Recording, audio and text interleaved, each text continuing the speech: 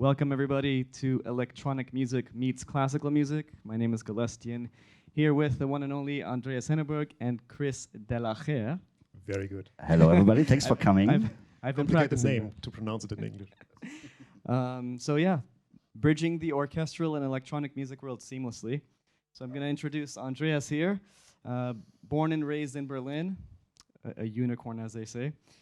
He's worked behind the scenes for well over 20 years, since the mid-90s, as a producer, label owner, mastering engineer, and DJ/live performer. He's the founder of record labels Voltage Musik and Snowy. He's the man behind projects such as Cascandy and the Glitz, and the head of Hen Mountain Studio and Agency. His sound as a producer lies somewhere between techno, minimal, and house, and you can find his releases on labels such as Katamuke, Get Physical, Bedrock, Desert Hearts, Hein Music, and of course his own labels.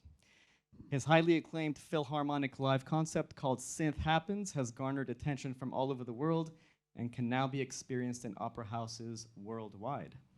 But of course, that would not have been possible without his collaboration with Chris Dellacher, composer, arranger, and musical director from Cologne, Germany.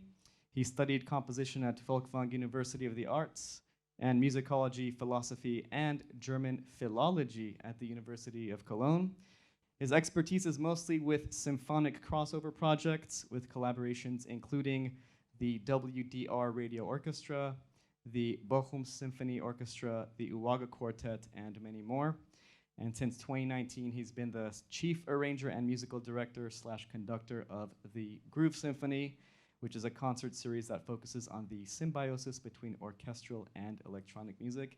And together, they are the powerhouse that is Synth Happens, which actually also has a live drum bass drummer, a solo pianist, and a classical orchestra. So that project has taken you to a lot of opera houses around Germany and the other parts of the world. So why don't you tell us a bit more about how it all came together and what it entails? Well, thanks for the introduction, Arthur. Thanks for coming, first of all. We want to talk about a bit the whole project, how we started it, what's necessary to do this, and all the do's and don'ts and everything. We're doing this project now since 2017. We met a lady called Dr. Barbara Volkwein here in Berlin. She wrote her doctor thesis and wrote a book about electronic music and techno. I think it was the first book in German about techno music in the 90s. Yeah, exactly. But after this, she worked basically only with classical orchestras and did nothing else. But in her age of 50-something years, she came to the conclusion that it would be nice to cross over both, like classical orchestras, where she's pretty well connected, and electronic music, where she actually has her heart. Yeah. So, and this is how the whole project started. So how did she introduce the two of you? How did she come up with this idea? With a lot of wine and with a lot of schnapps, which was really, really necessary. I mean, you have to mention that I have to mention that both of us didn't have the experience on such a larger project since we met. She was really the interface between us, and she connected us. And in the first meetings, we had a lot of talks about the do's and don'ts, and we listened to a lot of tracks of Andreas, etc., and we tried to figure out which tracks were really, really good for this concert, and some tracks really didn't fit into it. So there were a lot of talks about that. Yeah. First of all, we had also to figure out what we actually want to do. I mean, there are different ways to start a project like this. Like, do you want to have like classical music and add some electronic on top, or do you want to have like electronic music and add some orchestra on top? There are different ways to do this, and for us, I think it was clear at the beginning we want to have like electronic music. I'm doing music since 20 years. I have a lot of stuff, a lot of songs, and to add the orchestra on top. So, and this is basically what we did. We we can't hear the audio now actually, which is a bit bad. But anyway, So what we did is we've been sitting in the studio together for a long time, listening to hundreds of tracks, existing tracks, to figure out which track is actually good, or where do we have enough inspiration to write like a classical orchestra for. I mean, that's like how many people? 70, 75 people? I think it was 70-piece orchestra. Yeah. The first. And everybody wants to have something to play and not sitting there bored. This is bored. my task to write them good sheet music, etc. Exactly.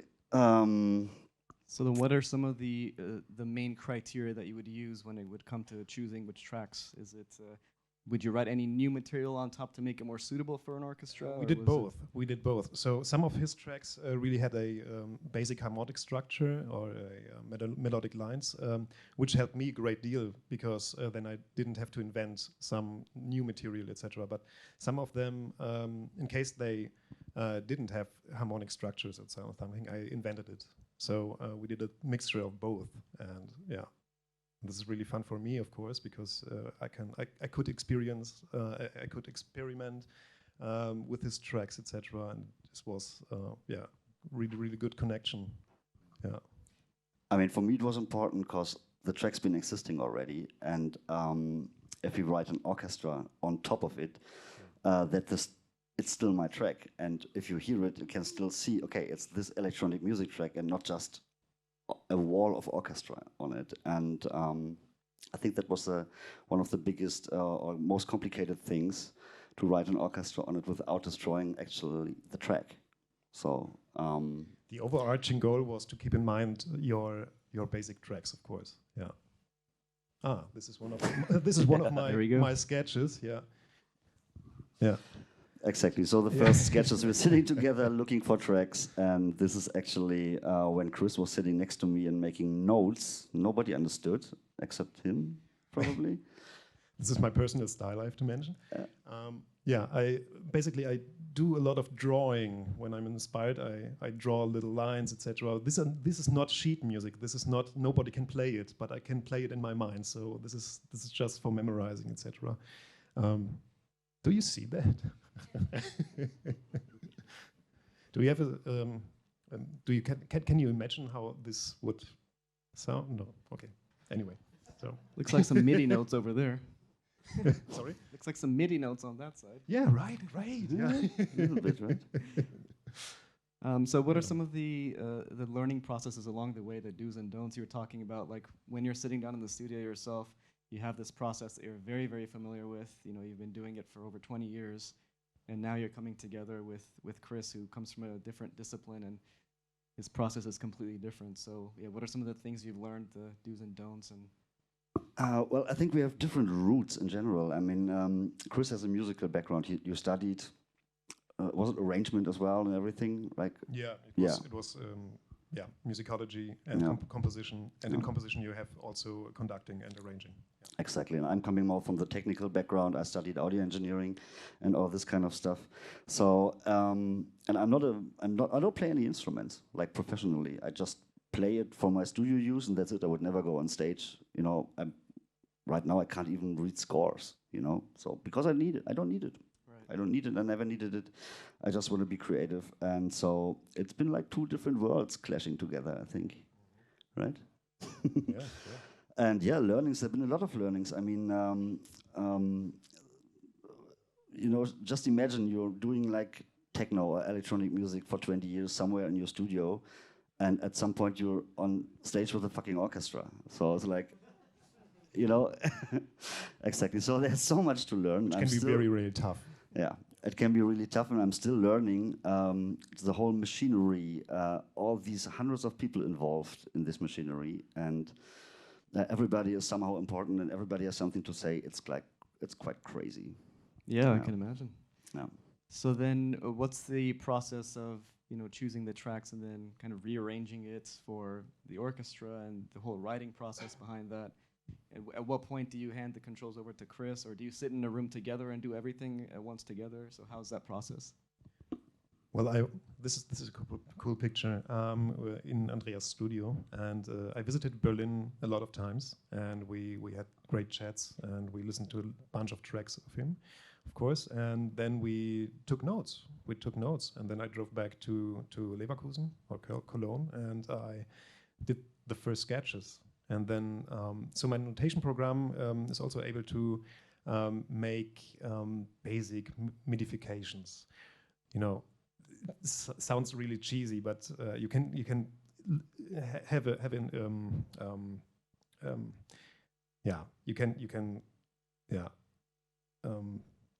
like export demos. Send the demos, export the demos, and then I mixed them really roughly in Cubase, and I sent them to him, and we had a chat via these demos, etc.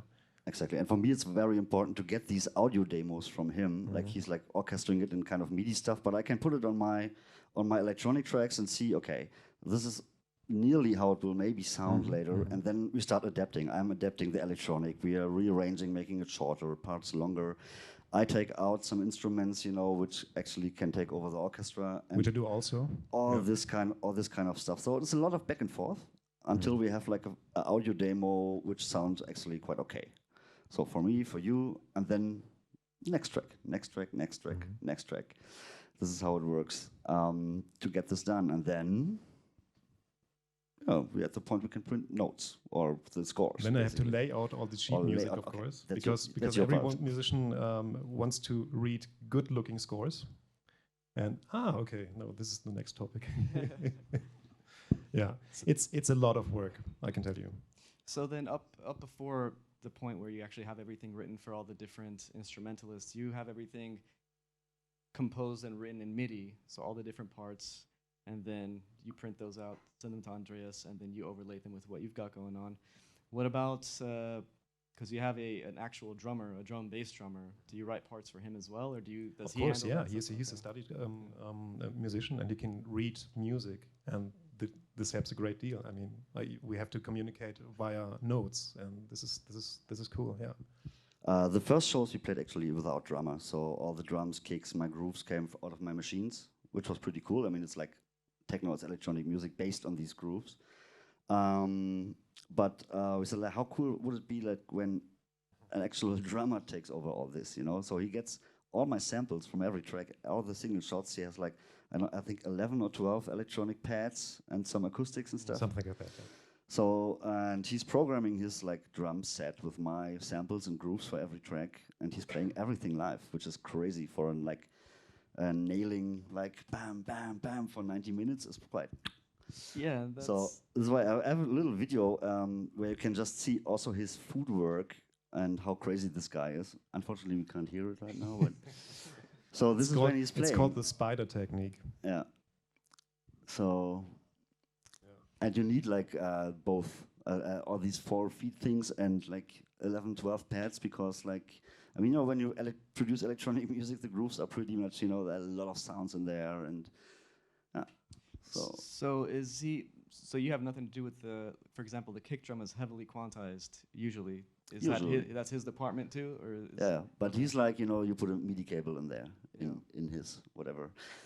He's really good, and he's super tight for quite a long time. This is why we do it with him. He's also specialized in drum and bass drumming, and you can really feel it when you work with him. He's really tight. And you should check him out. It's Sticks on Speed. Sticks on Speed. Sticks with the X and on speed. Jan Sticks Pfennig. Exactly. How about the piano section? So I mean, you have a pianist who's going to be. He could do solos, you know. He can do acapellas without anything else. How does that whole thing work? It's an old friend of us. I recorded some albums with him for the Glitz already, and he's helping me out with piano parts since ages already. And he's touring also the world with solo piano concerts. Yeah, he's a studied solo concert pianist. Yeah. So, and he was in our team from the beginning on, because he's fantastic. And a piano is like pretty necessary. Why? Why do we have a piano? Well, I think it's like I think you can play both melodic lines and rhythmically, and you can do everything on a piano. And it's got, it's the instrument. Yes. So how does the whole feedback process happen here? So, example, starts with the two of you first, and then you have an adaptation that could work for an orchestral setting. But then let's say it gets to the drummer or some other instrumentalists, and they look at this, and are they familiar with electronic music? Are they fans of electronic music? Are some of them coming from completely different backgrounds and don't know what they're working with? So what's the you mean like all musicians or just? Yeah. Do you mean the orchestra? Yeah, with the orchestra. I think most of the orchestra didn't have experience with music like that. So the first rehearsal can really be a little bit tough because they have to, gain the experience, and they do the sight reading. They haven't seen the music before, and they are supposed to play tight and really good in tune, like from the first note on, and it's really high pressure. Yeah. Especially for me, because I'm the conductor and I have to build the bridge between the classical music and the electronic music, and I have to be the interface. Yeah. So I also think that it's pretty necessary that you have a good orchestra. So you can't do it like with a school orchestra or something like this. It's a bit too complicated. Yeah, exactly. I would imagine that one of the challenges is because you're playing in so many different locations, you're not always working with the same orchestra. So how does that whole process work with choosing the orchestra to work with and then rehearsals? It's kind of like new territory all the time. Yeah, I mean, first of all, you have to find somebody who wants to do this in their opera houses. But let's get to this topic a bit later. Sure, yeah. This was pretty complex. Just to keep this in line, we have actually, there's the part of writing the scores and everything. This is actually the final score. This is the full score. This is the conductor score, and this is how it looks like. So yeah, like one page. It's a full page. Yeah. And these are all the orchestral parts, which I printed out, and yeah, for the first concert, I had the task to print them out. And I can tell you, I never do that again, because it takes a lot of time and energy. Like 75, 80 books. Trees. Exactly. This is the German Film Orchestra Babelsberg, and we played with them. It was 2019, I think. Was it 2009? It was 2019. It was 2019. Yeah. First rehearsal. Yeah. Exactly. But yeah, now we can come to this point you just asked about. I mean, first of all, you have to find somebody who wants to do this with you. That's, I think, the most complicated part, because it's such an effort and costs, for example, to realize something like this. I mean, an orchestra for a day, a good orchestra costs you, I don't know, 10, 15K at least. 30K a day, and you need a couple of days for rehearsals, for the concerts, and all this kind of stuff. But that's not the biggest part. I mean, you need the opera house, and you need a place where you can do the rehearsals, and you need microphones on every instrument. And also in an opera house, usually there is no sound system in there. It's like an opera house. So you have to put everything in there. Because you can't just blow my stuff out of the speakers and the orchestra. No, it's like will not sound good in the whole room. Maybe exactly in the middle of the room, but not everywhere. You have to connect everything to speakers, basically. So you need like at least 100 microphones. You need hundreds of kilometers of cable. You need a huge mixing desk at the other side of the room, and all this kind of stuff. You have to put speakers in there in an opera house, which is not made for speakers. So the measurement, all this kind of stuff. So it's like a lot of effort when you want to do it in an opera house. So the biggest part is actually to find an opera house who wants to do this. Yeah. Yeah. So how do you go about that? What's your process like there? I mean, there's no process. The thing is, that opera house or classical theaters, they are looking for young people. The target group is basically dying. They are mostly old people, and they get funded by the state, and of course they say, hey, do something to get young people in there. And this is why they started a couple of years to do these kind of crossover projects a bit more. So they are opening up for this kind of stuff, and they are willing to spend money on it. So this is actually the only reason why we can do this. So To produce this kind of show outside of an opera house, like for example in an off location, like whatever Columbia Halle or whatever in Berlin, it wouldn't be possible. You would need so much money. It's like a 150K production or something like this. So you're always depending kind of to opera houses and theaters that can make this happen money-wise or financially-wise. Do you want to talk more about the whole funding and the costs involved? What that process is like? Any fees? Well, the fees, I mean, what I actually said, it's like a very expensive production, but an opera house is pretty well connected. They get their fundings for different projects, and they can also like take money from this project, put it there. They're a bit more flexible with everything. And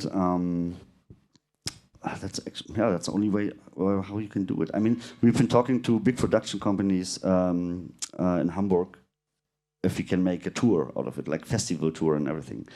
And we made the calculation, and the conclusion was no fucking way. It's not happening. It's just too expensive. Of course, you can like cast your own orchestra. Then you don't have to pay like 30K for it. Maybe just 10 for like 3 days. Yeah? But you still need to fulfill the technical rider, which is like a 10-page thing with like just some microphones. You have to rent all this kind of stuff.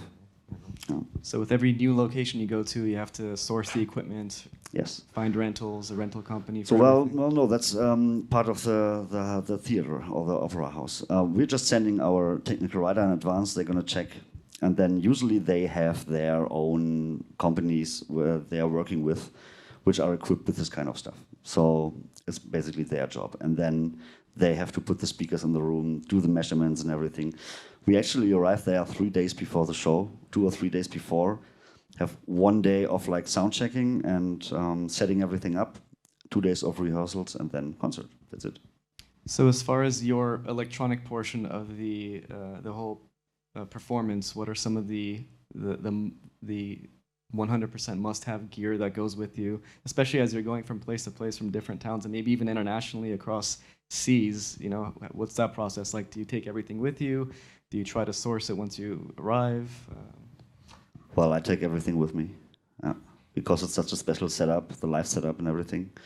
I take it with me. Yeah, that's no.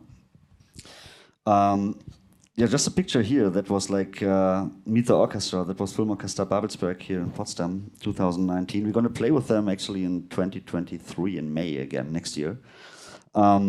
And they are a bit more experienced with like crossover projects. You know, they are used to have a click in their ears, you know, when they do like recordings for films and stuff like this, which was actually pretty nice to work with these guys. But there are orchestras, they only play Mozart and Bach and all this kind of stuff. They never had a click in their ear. They don't want to have this. And they don't like electronic music, you know. But it's their fucking job, so they have to do it, you know. But yeah. So sometimes this was in Mannheim. This was in Mannheim, yeah. First rehearsal. First ever concert we did, actually. First rehearsal ever. And that was a bit more complicated. It was in the National Theatre of Germany. And they didn't really understand. So when our management lady, Barbara, did the speech at the first rehearsal and said, "Yo, guys, we're doing techno today." And like, everybody was like, "Oh, fuck." Yeah, it was really like that, yeah. It was really like that, yeah. Exactly. So, yeah, that's just a few pics of the rehearsals, basically, what's going on. That's Chris in action. This is me, yeah. Yeah, because really like, concentrated. The most complicated thing is to keep everything in sync. The thing with the click, not everybody gets a click. It's only the drummer, the harp, the piano. Harp, the orchestral percussionists. Yes. I think 3. And you. And me. And that's it. Yeah.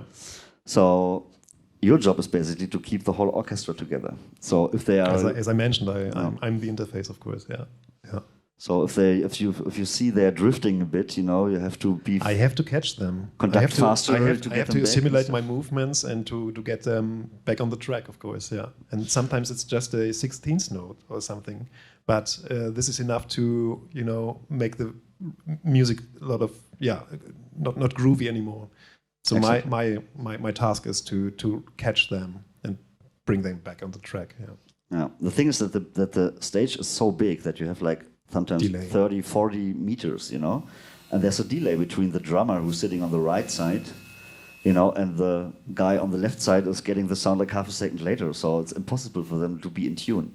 So the whole orchestra has to watch Chris conducting and not listening to the sound, you know, while playing. It's crazy because the stage is so big.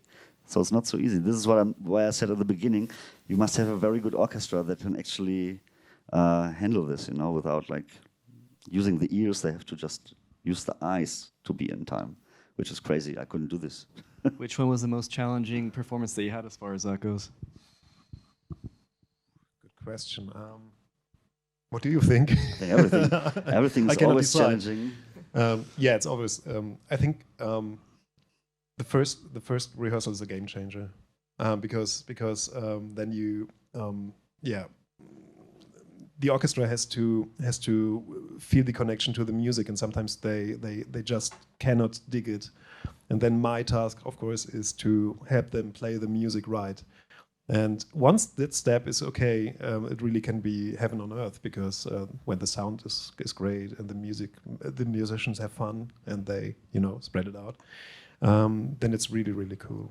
But it was never easy. It was never easy. But I think the most challenging part was the first concert.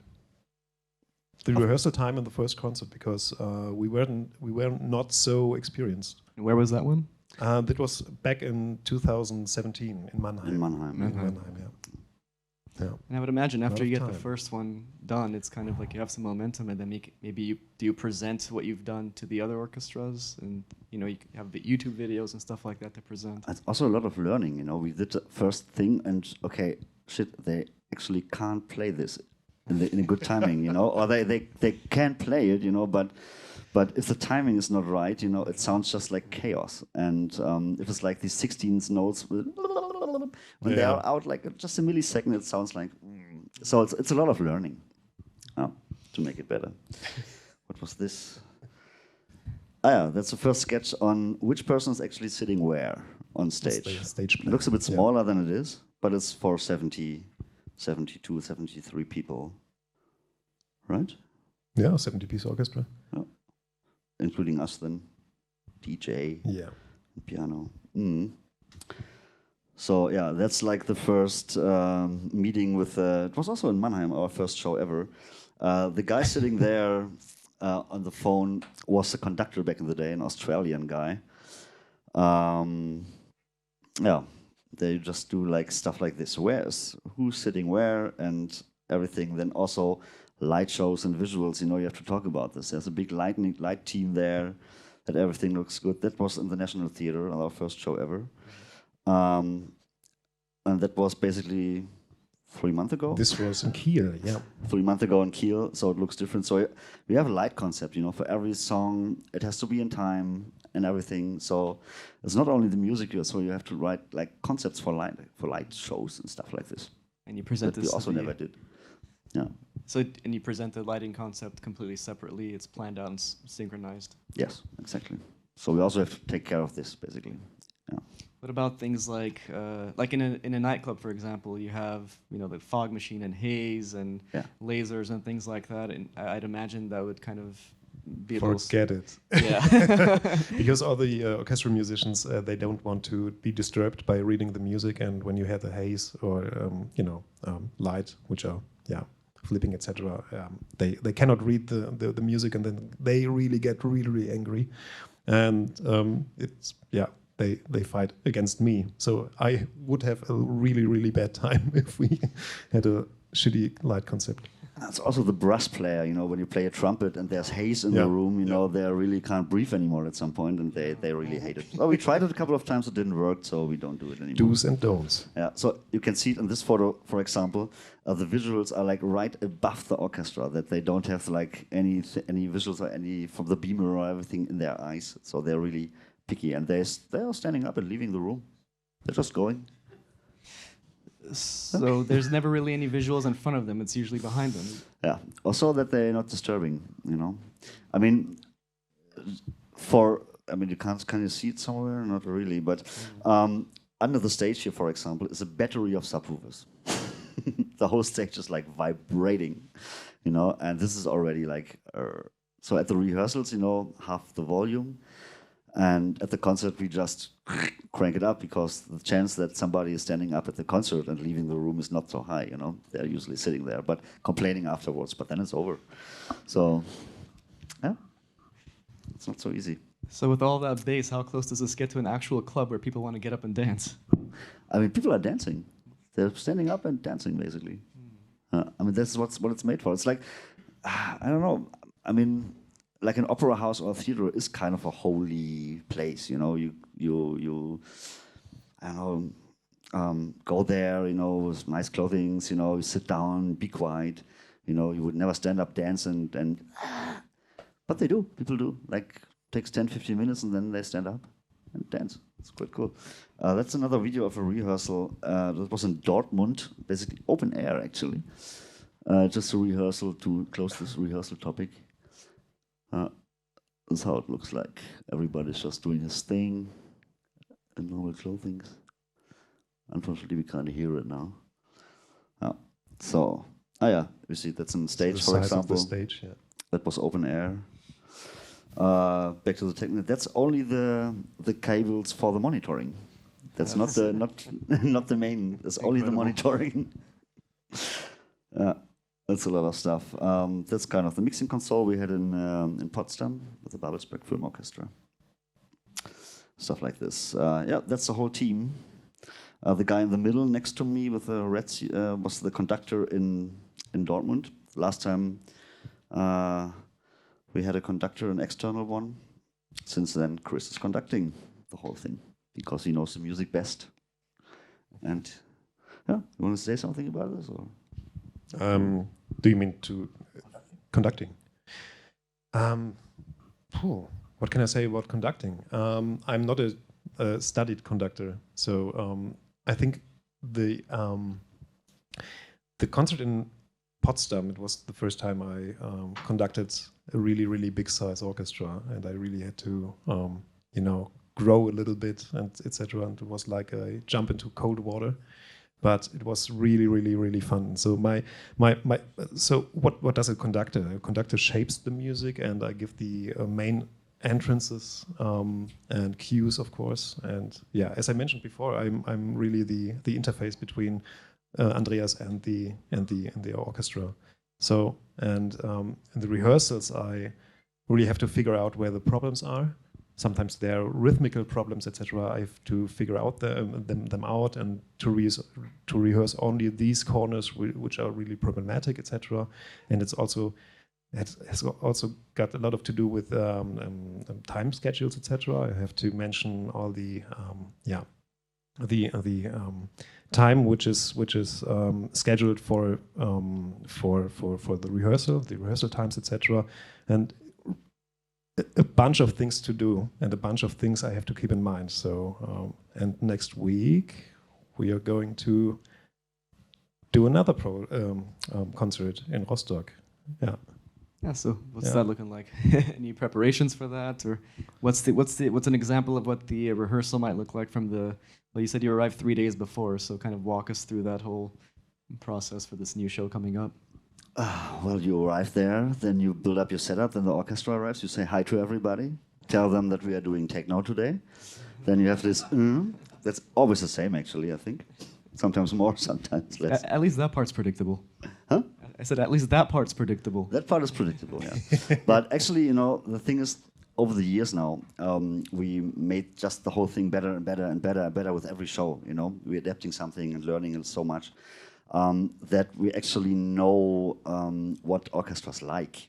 And I think now the scores and everything are so well written that they like. Then the first rehearsal is over. I would say the score and the sheet music is now flawless. And, you know, it's a 90 minutes show. And, you know, it's like writing a book, but without a lecture. So I have to really, I have to do proofreading, etc. all by myself. So with big time pressure, of course, because the orchestra wants to see the sheet music almost 1 month before the production. So I have to. But nobody's looking at it. Nobody's looking at it. No. They don't prepare. what I wanted to say is like at the beginning, you know, everybody's like techno, but at the end of the first rehearsal, everybody's actually happy because wow, it's actually pretty cool, you know, and they have a lot of cool stuff to play, which they didn't expect at the beginning of the thing. So. What about when it comes to something like, when you look at the original productions that you have, they'll work very well in the club because it's kind of got this predictable structure. It's DJ friendly. It can be repetitive at times. It's hypnotic, and then when you have to readapt it for orchestra, you have to kind of revisit this. But then, how do you make sure that it translates well to keep the integrity of your track, but then in a way that the orchestra can interpret and enjoy too? I mean, it's still the club track. You know, so actually I could play this track in a club as well. So it's still repetitive and it's still a club track. So it's like just with some topping, you know, just with something on top. Or I took out my synthesizers and we exchanged it to a violin, group of violins, you know. So it's still there.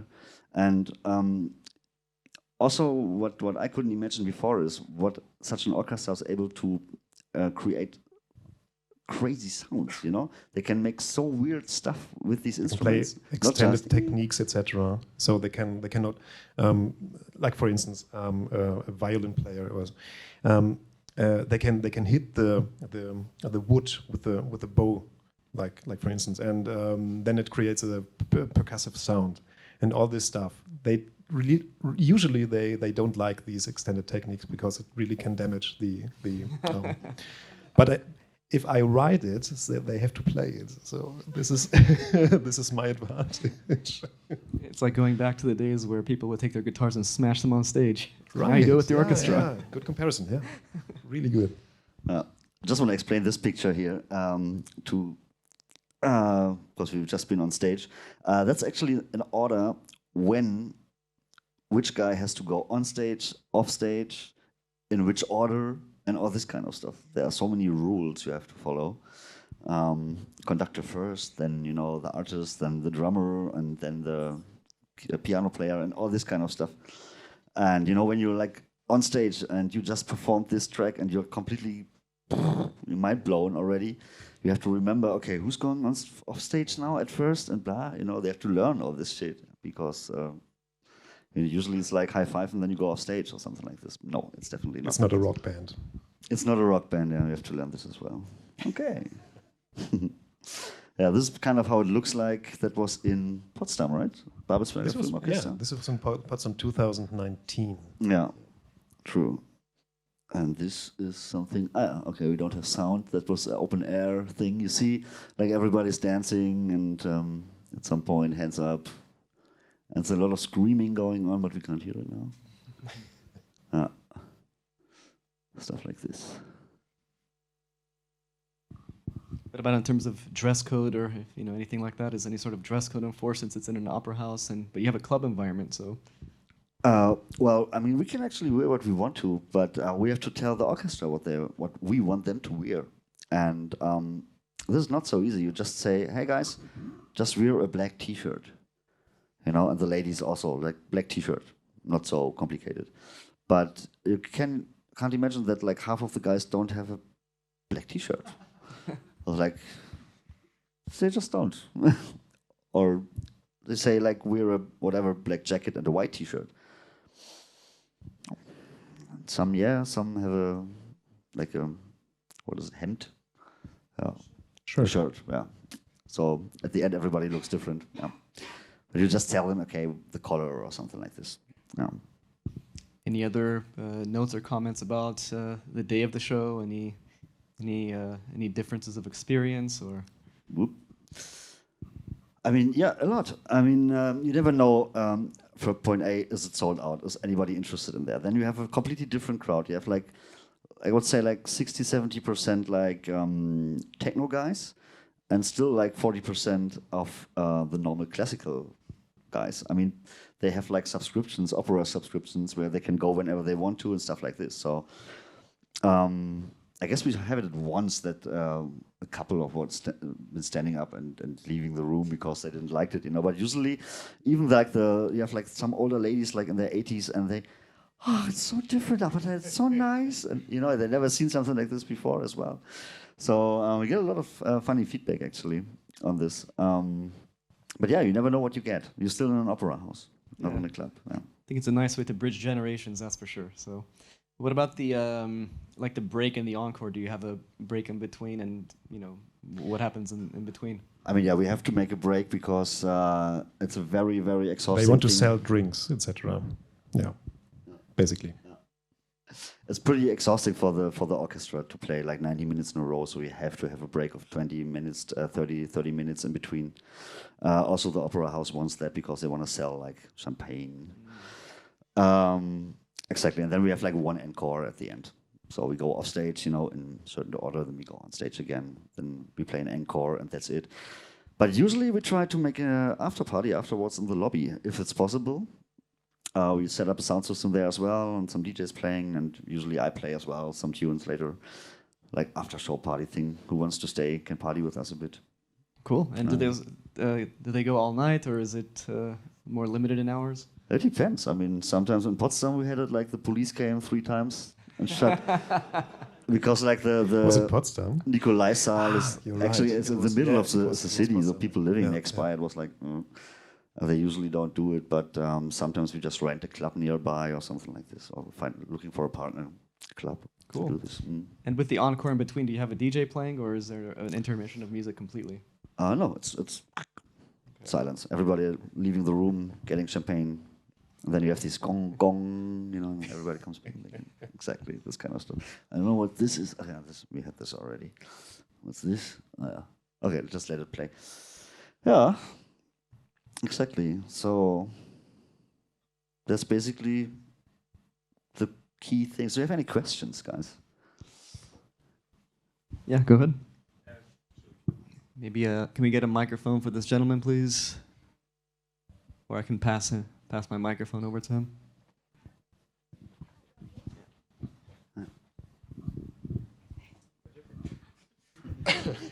Okay, could have done it myself. Okay, yeah, hi. My question is, there's so much work in it, like technical aspects, motivational aspects with the musicians, preparation with the sheet music and everything. So for me, it's really a lot of work. My question is, what kept you motivating to do it? Or maybe a better question, was there a point where you said, I don't know if we should continue it? Well, the motivation is pretty easy. I mean, every musician's dream is to play with orchestras, I think. When you do music and you get the chance to be on stage with an orchestra to perform your own music, you don't say no, whatever comes. So that's point A. And the second thing is the effort or the amount of work. We met all first time in May 2017 and had our first concert in October 2017. So basically you need like 1 or 2 years to set up stuff like this. I would say like 2 years to make it good. So we had like, 3-4 months to do this. And it was actually quite chaos. So we did basically nothing else. Yeah, right. You have to, keep that in mind, that it is a lot of work, and you have to be really idealistic, I think. Otherwise, you cannot do that. Such a project. Yeah. I think. I mean, now with the experience we have now, we would have said no. But it's like, oh yeah, that's doable, no problem, let's go. I was like, yeah. So this is why the first concert and everything was still like, I don't know how. It was fun, but it was also chaos. Did you, there were guys before, like Superflu, Oliver Kolecki, they did some orchestra stuff. Did you get some advice from them? Some tips how to proceed? I mean, we've been in touch. The Superflu show from back in the days was also managed by Barbara, the same lady who managed my show. But they had a different concept of the thing, They didn't play their own music. They had they've been working together with a conductor who wrote classical music, and they put electronic music on top. And afterwards, they had songs like this Volkwein song, for example. Barbara's last name is Volkwein, by the way. This is why exactly. So they had a different way to start this project. So the arranger wrote music, and the Superflu guys put electronic on top. And we do exactly the different, the opposite side. We have electronic music and put orchestra on top. So, but at the end, it's kind of the same thing because you have to deal with the orchestra and the whole machinery behind it. Yeah, but we got some advice at least. Yeah. Okay, thank you. Yeah. All right, anybody else? Questions? I mean, we're here for a while. We can also talk outside or face-to-face if you want to. Sure, yeah, you can meet us outside. Do you want to mention some of the shows that you have coming up? Yeah, we have some shows coming up now on Wednesday. So we're actually leaving on Monday to Rostock on the Baltic Sea. We are playing a show together with the Norddeutsche Philharmonie Rostock. Norddeutsche Philharmonie Rostock, yeah. In a pretty cool location. It's like an old ship garage, how do you say that? Where you like to repair huge ships, and it's a pretty nice location. Actually, this is filmed here. Wait, not this. This one. This one is filmed in the same location. We did the show in 2021 in the middle of the pandemic with just 100 people in the crowd because it was a pandemic. So we said, okay, when the pandemic is over, we're going to play the show again, and this is now happening on Wednesday. Don't know if there are still tickets, but I think so. I don't know. So if you want to come, Wednesday. Thursday is a public holiday in Germany. You can come to Rostock if you want to. And then we play 2023. We're actually doing a completely new show in Potsdam, Nikolaisa, with Babelsberger Film Orchestra again, and it's going to be a club night. So what we did, we invited 2 more artists. It's going to be Tini Gessler, she's from Elro resident, and Electronic, long-time friend and partner on my label, an artist on my label as well, fantastic producer. So we're going to be 3 DJs or producer on stage and doing like a 2-hour or more club night program with a big after party in the lobby until the police ends this. Yeah, we're also having something going on in Kiel again with the Kieler Symphonica at Wunderino Arena in 2024, and also at the Teatro Municipal Nacional in Santiago de Chile in 2024 or 2025.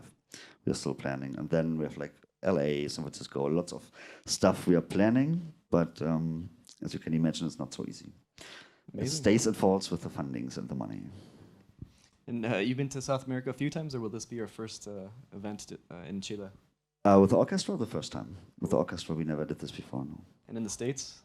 In the States, also not. No. All right. No. We're just starting to spread it worldwide now. Yeah. Exciting times. Yeah, it is. So if we want to find out more about your upcoming shows or to get tickets, what's the best way to get a hold of the best way is my website, andreashenneberg.com, andreas-henneberg.com. There you have everything on there on tickets. There's a page called Synth Happens, where you can find actually everything, all the infos, video material, tickets and stuff, upcoming shows, everything. Great. All right. If there are no more questions, we're going to conclude this. Anything else you guys want to add, or? That's it. I've got nothing to add. Right. We have nothing to add. Nothing to add. Well, thanks, guys, for coming. We are here for a while. If you have some questions, we can talk outside, stuff like this. Thank you, Arthur. Thank you. Thanks for being here. Thank you guys for being here. Thank you very much, indeed. Another video going on. Yep.